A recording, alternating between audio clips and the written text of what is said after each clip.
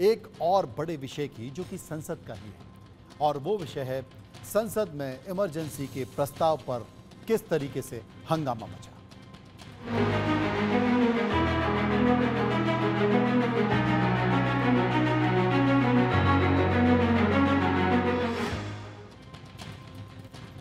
आज संसद में आपातकाल पर प्रस्ताव आया। आपातकाल के दौरान जिनकी जान चली गई उनकी याद में 2 मिनट का मौन भी रखा गया, लेकिन इमरजेंसी की निंदा हुई तो कांग्रेस सांसदों ने हंगामा कर दिया। विपक्षी दलों के सांसदों ने 2 मिनट का मौन भी नहीं रखा, जिसके बाद एनडीए के सांसदों ने कांग्रेस के खिलाफ मोर्चा खोल दिया। संसद परिसर में एनडीए के सांसदों ने कांग्रेस के खिलाफ प्रदर्शन तो किया, आपातकाल को लेकर माफी मांगने की मांग भी की।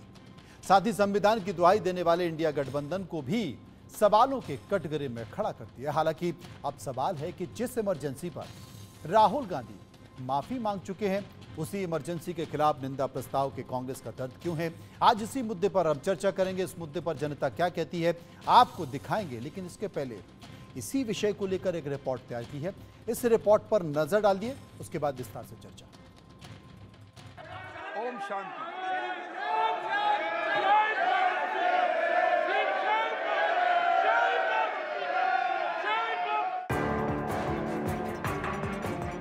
संविधान की दुहाई, लोकतंत्र की लड़ाई का दम भरने वाले इंडी गठबंधन के नेताओं की कलई देश की संसद में 2 मिनट के मौन के दौरान खुल गई। आप तस्वीरें देखिए, एनडीए के सांसद आपातकाल के खिलाफ 2 मिनट का मौन धारण किए हैं और तमाम दल जो राहुल गांधी और कांग्रेस के साथ 2 दिनों तक संविधान की प्रतियां लिए बड़े दावे कर रहे थे, वो 2 मिनट का मौन रखने से भी कतरा रहे हैं। कथनी और करनी का यही वो फर्क है जिसे सत्ता पक्ष ने देश के सामने जाहिर कर दिया। ये सारा विवाद तब शुरू हुआ जब संसद के पहले शक्ति परीक्षण में एनडीए की जीत के बाद संसद में एनडीए ने आपातकाल के खिलाफ प्रस्ताव रखा। ये सदन 1975 में देश में आपातकाल इमरजेंसी लगाने के निर्णय की कड़े शब्दों में निंदा करता है। इसके साथ ही हम उन सभी लोगों की संकल्प शक्ति की सराहना करते हैं जिन्होंने इमरजेंसी का पुनर्जोर विरोध किया, अभूतपूर्व संघर्ष किया और भारत के लोकतंत्र की रक्षा का दायित्व निभाया। भारत के इतिहास में 25 जून 1975 के उस दिन को हम हमेशा काले अध्याय के रूप में जाना जाएगा। लोकसभा में स्पीकर ने इमरजेंसी की निंदा की तो सदन में हंगामा हो गया। एक ओर लोकसभा स्पीकर इमरजेंसी की निंदा करते रहे तो दूसरी ओर कांग्रेस सांसद सदन में हंगामा करते रहे और बवाल तब और बढ़ गया जब एनडीए के सांसद संसद के मकर द्वार पर एकजुट होकर हाथों में तख्तियां लेकर कांग्रेस के खिलाफ प्रदर्शन करने लगे। इमरजेंसी को लेकर कांग्रेस से माफी की मांग करने लगे। इंदिरा गांधी जी के द्वारा लोकतंत्र की धज्जियां उड़ाकर लोकतंत्र की हत्या कर दी गई थी और देश में इमरजेंसी लागू किया गया था। लोगों के अधिकारों को छीन लिया गया था। स्वतंत्रता नाम की कोई चीज नहीं रह गई थी। एक तरह से इस देश को पुनः प्रतंत्र बना दिया गया था। आज जो कांग्रेस पार्टी के लोग संविधान के खतरे की बात कर रहे हैं, तो संविधान तो 75 में खतरे में हुआ था जब देश में आपातकाल लागू कर दिया गया। सारे फंडामेंटल राइट जो मौलिक अधिकार थे जब्त हो गए, मनमानी चलने लगी, प्रेस की आजादी खत्म कर दी गई। इमरजेंसी के सवाल पर बवाल बढ़ता गया। एनडीए के नेता कांग्रेस से माफी की मांग पर अड़ गए, तख्तियां लेकर प्रदर्शन करने लगे तो कांग्रेस ने स्पीकर पर बीजेपी का एजेंडा चलाने का आरोप मढ़ दिया। कांग्रेस ने दो टूक कहा कि सरकार ऐसे मुद्दों को उठाकर सदन नहीं चलने देना चाहती। तो संविधान के अंतर्गत थी और जिसके लिए खेद भी व्यक्त कर दिया गया। इतने जनादेश उसके बाद आए हैं, तो आज जो प्रस्ताव आया है सरकार की तरफ से, मैं उसकी निंदा करता हूं, भर्त्सना करता हूं इस बात के लिए कि एक तरफ तो आप सहयोग की अपील की बात करते हो, मिलजुल कर सदन चलाने की बात करते हो और पहले दिन आग लगाते हो। मैं सिर्फ ये कहूँगा जो कुछ भी आज हुआ है वो सरकार का एक सोचा समझा एजेंडा है कि सदन न चलने पाए। सदन में आगे क्या होगा, इसका संकेत पहले दिन ही मिल गया। लेकिन इन सब के बीच सवाल है कि आपातकाल पर निंदा प्रस्ताव से कांग्रेस को दर्द क्यों? जिस इमरजेंसी पर राहुल गांधी माफी मांग चुके हैं, उसी इमरजेंसी के खिलाफ निंदा प्रस्ताव से कांग्रेस क्यों तिलमिलाई? और सवाल ये भी कि लोकतंत्र और संविधान बचाने के बड़े बड़े दावों के बीच लोकतंत्र पर हुए सबसे बड़े हमले को लेकर कब तक ये दोहरा रवैया चलता रहेगा? Bureau report.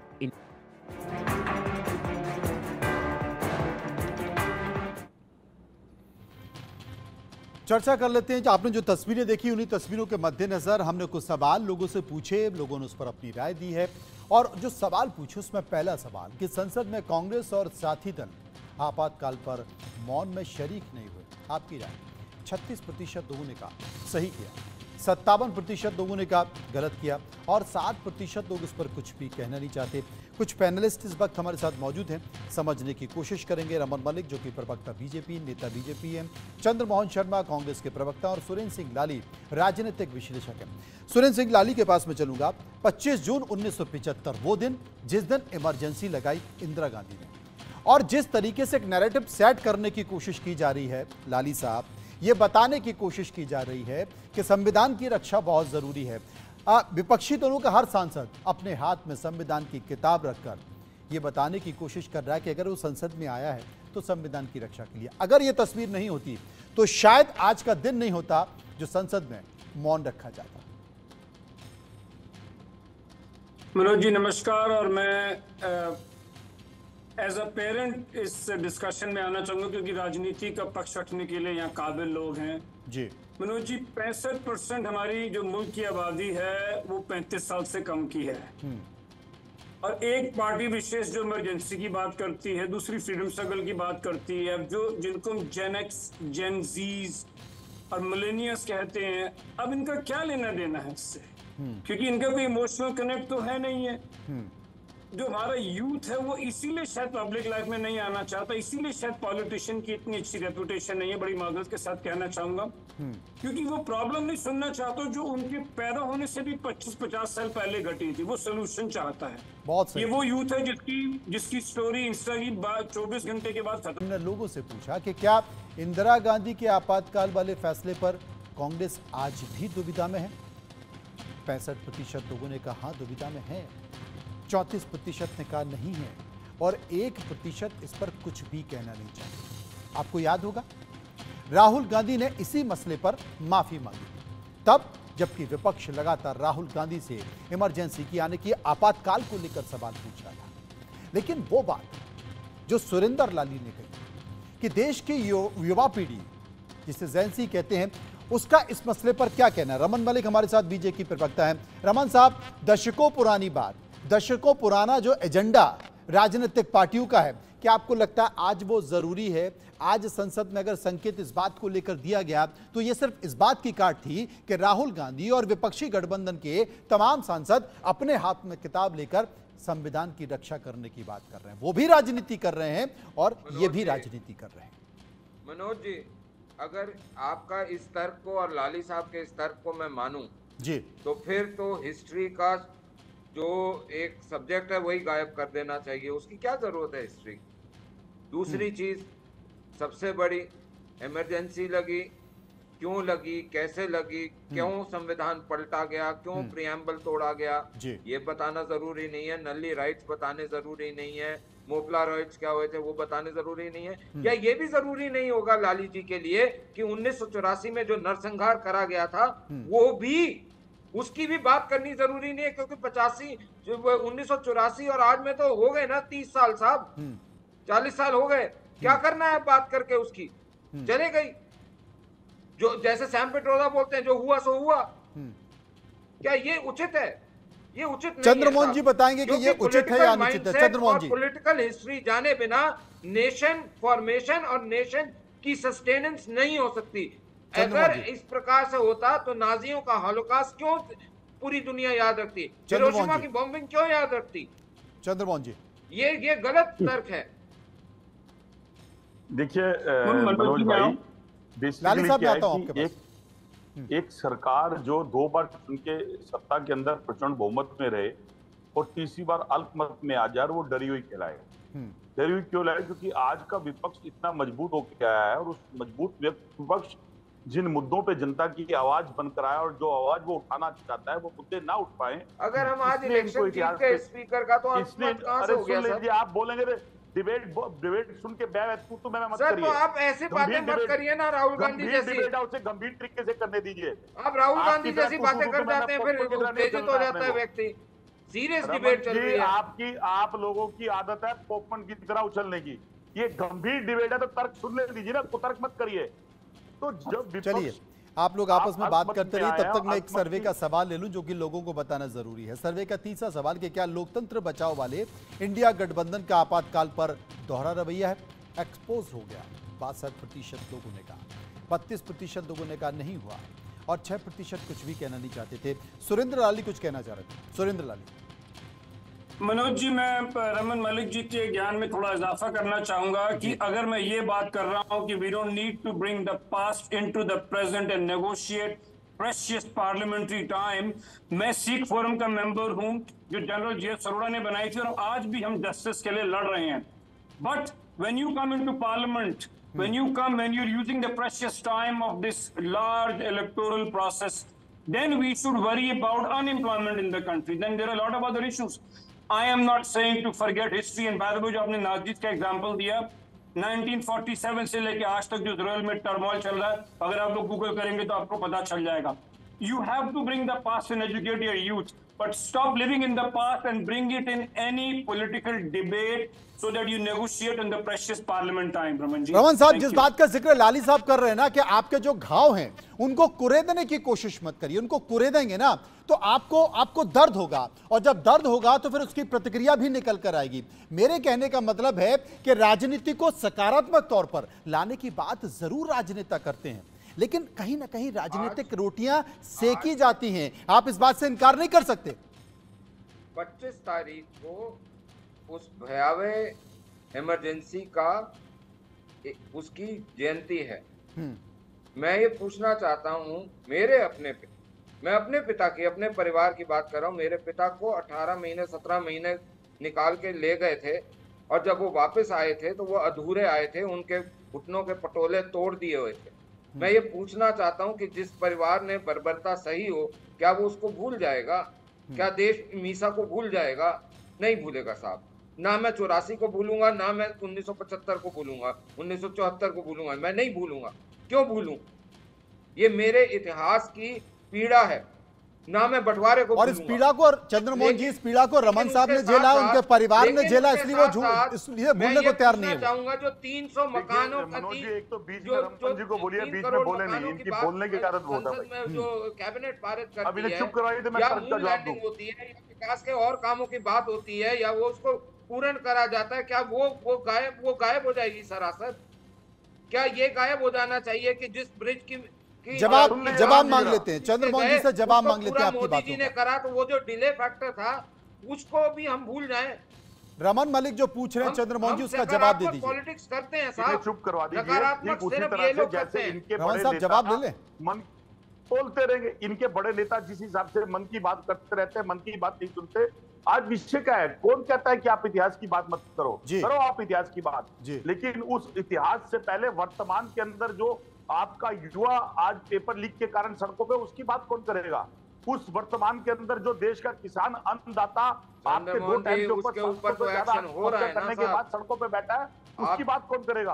उसी के अंदर वर्तमान के अंदर जिस मणिपुर के अंदर आपके शासनकाल के अंदर जो महिलाओं को नंग घुमाया गया, उसकी बात कौन करेगा? उसी के अंदर जो नोटबंदी, असल में सुरेंद्र लाली साहब, जो स्थिति यहाँ पर बनी हुई है ना, वही स्थिति संसद में भी होने वाली है। यानी कि हर राजनीतिक पार्टी जिन बातों का जिक्र करती है, शालीनता का, सद्भावना का, सकारात्मकता का, वो बातें नहीं दिखाई देंगी। ठीक वही तस्वीर दिखाई देगी जो इस वक्त यहाँ पर दिखाई देगी।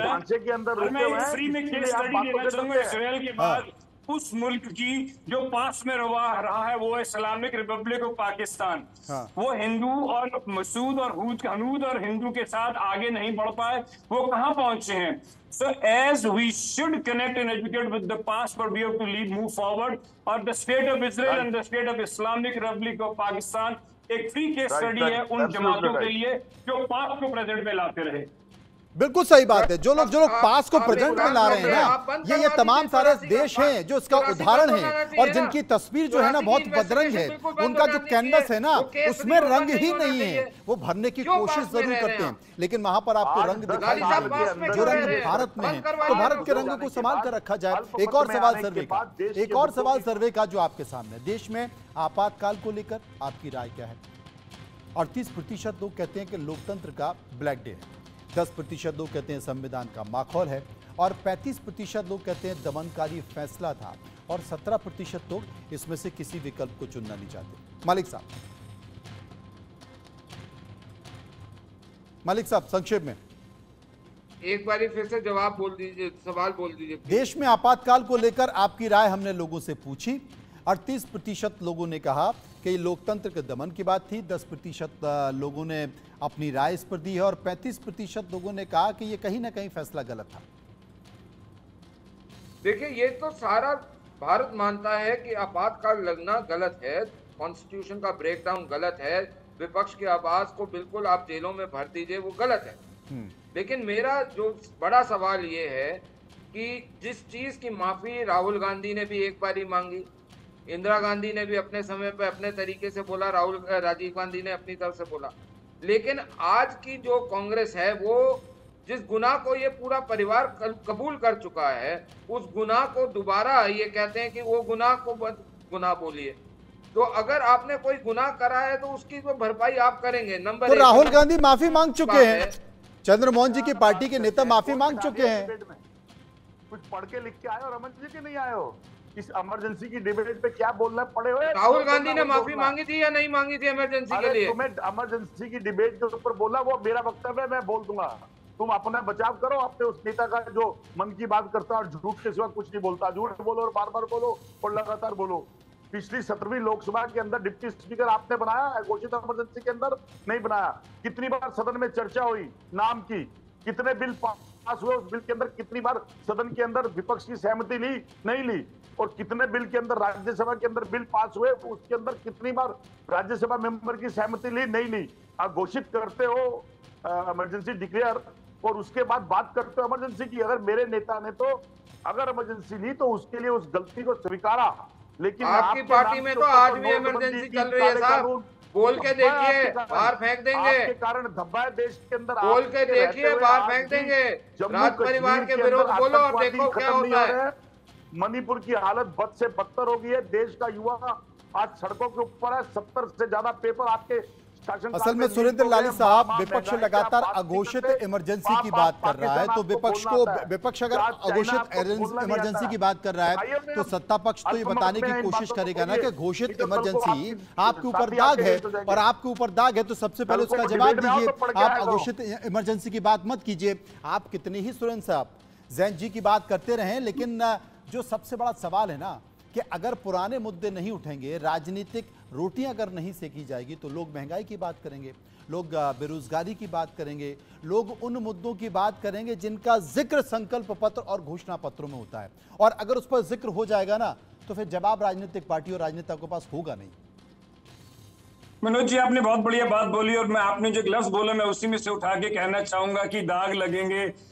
प्रॉब्लम ये होती है कि बस बाद में ये हो जाता है कि तेरी कमीज मेरी कमीज से सफेद क्यों, और उसी में जो हमारा पार्लियामेंट का प्रेशियस टाइम है वो हो जाता है जिसमें कि हमें पॉलिसी डिसीजन लेने, क्योंकि India standing at the cusp of becoming from a second world to a first world nation. अब हम रिफॉर्म्स की बात करें, अब हम उसमें प्रोग्रेस की बात करें, जियोपॉलिटिकल अलायंसेस की बात करें, कि हम पहले ही दिन एक दूसरे की कमीज पे फेंक के और बोले जी मेरी कमीज तूने ये करा दिया, और ये देख ही रहे हैं आप, तूने ये करा दिया, तूने वो करा दिया। बच्चों को इसमें, जो नई जमात है उनको इसमें कोई इंटरेस्ट नहीं है। We should educate them, education के लिए वो स्कूल कॉलेज जा रहे हैं, अगर हम नहीं भी देंगे तो वो पढ़ रहे हैं। The point is let's talk positive, let's talk about the future, because ये एक एंडलेस डिस्कशन है। हमारे पंजाबी में कहते हैं लस्सी में जितना मर्जी पानी डाल दो लस्सी बढ़ती ही चली जाएगी, तो इसका कोई एंड नहीं है मनोज जी। हाँ, इसका कोई अंत नहीं है, ये बड़ी बात है। और सबसे बड़ा सवाल है कि क्या राजनीतिक पार्टियां बावजूद इसके राजनीति करती रहेंगी? क्या संसद में वो तमाम मुद्दे जिनका जिक्र आम आदमी चाहता है कि होता रहे, नीति निर्धारण होता रहे, नीतियां बनती रहें, सरकारें अपने किस तरीके से विकास के पथ पर आगे जाएं, वो बात हो पाएगी, या पक्ष और विपक्ष को लेकर इस तरीके से तकरार बनी रहेगी और आरोप प्रत्यारोप का दौर ऐसे ही चलता रहेगा। इंतजार करना पड़ेगा। शुक्रिया सभी लोगों का जो इस पूरी चर्चा में मेरे साथ मौजूद रहे। फिलहाल आंकड़े हमारे, फैसला आपका। मैं इतना ही। बाकी खबरों के लिए आप चलते रहिए एनटीआई न्यूज़ के साथ। मुझे दीजिए इजाजत। नमस्कार।